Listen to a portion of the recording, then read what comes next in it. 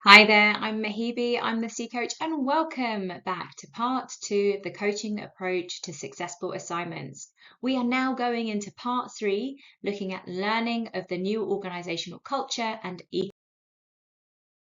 So in the previous video, we were looking at faster integration for higher return on investment. And in this video, we'll be looking at the important factors that contribute to learning the organization's culture and ecosystem. So, what do we mean by the new organization's culture and ecosystem?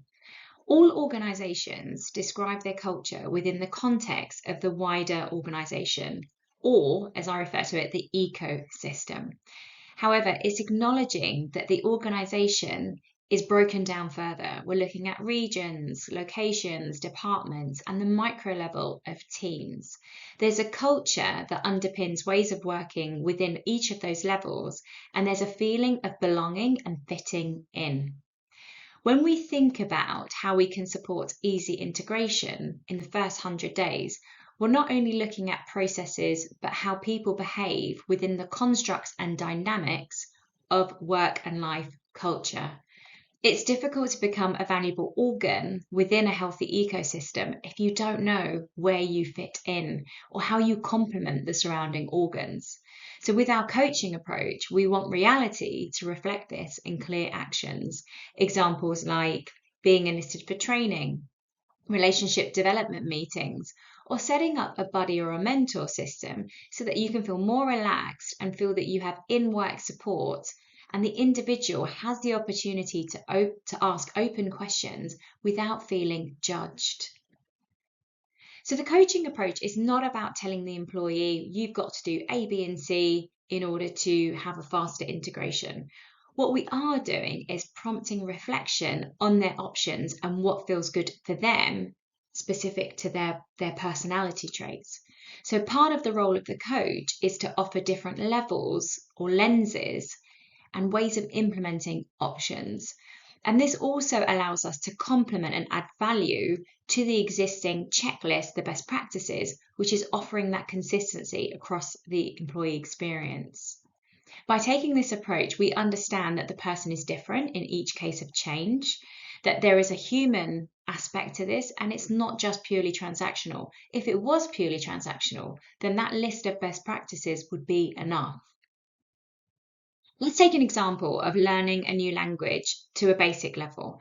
So, the best practice of the organization might be a lifetime subscription to, say, Rosetta Stone or a specific app to use. So, you are providing the resources to skill up that person to learn the language where they're living. However, a person might struggle with this approach. They might want to get off their laptop or their phone at the end of the day. And actually, another option like going to group classes might fulfill them in more ways than just learning the language. It could also be an opportunity to meet people, to create social connections, to create a sense of community within their new life. Or they might just be more comfortable in private tuition and then they're quite happy to pay for their own group classes further down the line. What we're doing is tailoring those best practices and fulfilling the good intention of the organization. So you've guessed it, mindset is key. And it's really important when we truly need to learn a new way of life, when we need to connect why that learning is important to us in the present moment. Where we don't feel good about ourselves or our mind frame is in the wrong place, it's very difficult for us to connect the value of the learning to how it's going to benefit us. So if we're not feeling good and we're unable to make that connection, it's very hard to open ourselves up to truly learning. That sense of belonging is important to connect it to our values. It's the foundation to wanting to build the foundations of our new life as an assignee. So, how can we support the assignee in those moments where they're wavering about the new culture or new ways of working?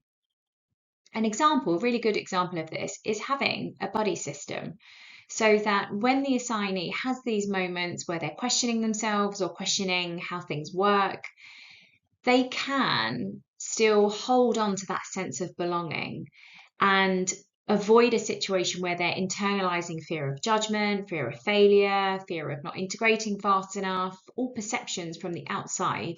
So they can go to their body and ask them any open questions without that fear of judgment. And actually, if we can also create that trusting relationship, that open communications between the assignee and their line manager, even better. A good outcome in our planning is building those trusted relationships. So where the person doesn't feel judgment, they don't feel that their situation is unfair in any way. This is key to keeping open those lines of communications, and the person knowing that it's okay to not know. It's okay to be different. It's okay that they work in a certain way or their approach feels different to the current way of working in destination, in that new team, in that new culture, in the new ecosystem. I was exploring this with a colleague and we took a cultural aspect of communications. So things like tone, volume, the content of the language that's used, it can have detrimental impacts to us if we're not used to being spoken in a specific way. I'm just going to take an example, and no offense to anyone here. We think about American culture. That can feel louder, it can feel more direct, it could feel as though there's more independence that's required in the workplace. And this compared to, say, a more general approach to a British way of working, as a generalization, could be seen to be more softer, more considered, overly polite perhaps, and potentially overly collaborative. And the British tend to use more words to be able to position a polite tone. So these two are great examples where actually we're talking the same language, but we're receiving language in different ways. So connected to this point is where we have a coach, or the coaching approach, where we build trusted, safe relationships without that fear of judgment. We're allowing expression of fears, worries, and those things that keep us awake at night. A coach supports the person to set those actions, to challenge the unreal into reality. And if we do not have a coach, or we don't have a coaching approach, how do we make this possible? Where the person has a trusted buddy, line manager, or a mentor, could this be the person to share the worries, the anxieties, the stresses, the pressures with? A bad outcome here is complete isolation, where those fears, worries, and questions will then lead to self-doubt, diminishing confidence and abilities, imposter syndrome starts to set in, and we are essentially allowing a reprogramming of that person's mindset, the way they feel about themselves, relationship with self. And that doesn't focus on opportunities or value of the person, of the assignment, but it refocuses on losses and grievances. A coaching approach, or a coach, asks these questions to address a feeling, limited belief, or worry. Is it real? It can be tested to find out. Is it a new unknown to the individual, i.e. it's okay to not know, something we haven't experienced before, we just didn't know about it? Is there a fear of judgment or failure present?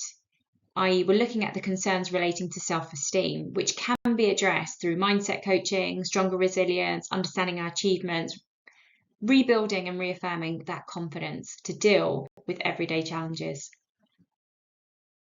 So let's look at some reflective questions that I've put together in regards to learning the new organisation's culture and ecosystem. Firstly, how do you ensure there's ample opportunity for the assignee to meet people on the ground and start creating those trusted relationships and networks within a work context? How do you personalise solutions or personalise best practices that are currently in existing policies? How aware is the organisation of the person's mindset? How do you know their fears, their worries, their anxieties, their stresses? And how do you proactively manage this? And if we think about it from a preventative coaching approach, but also from a treatment angle. And the last two questions are goodies. What's missing that could easily be integrated into existing global mobility and immigration policies? And what's the key action points for some projects, initiatives that we could collaborate, and also get some sign off across the organisation to improve planning. I'm Mahibi. Thank you very much for joining me in part 2, part 3. And in the next video, we'll be looking at alignment on measuring success.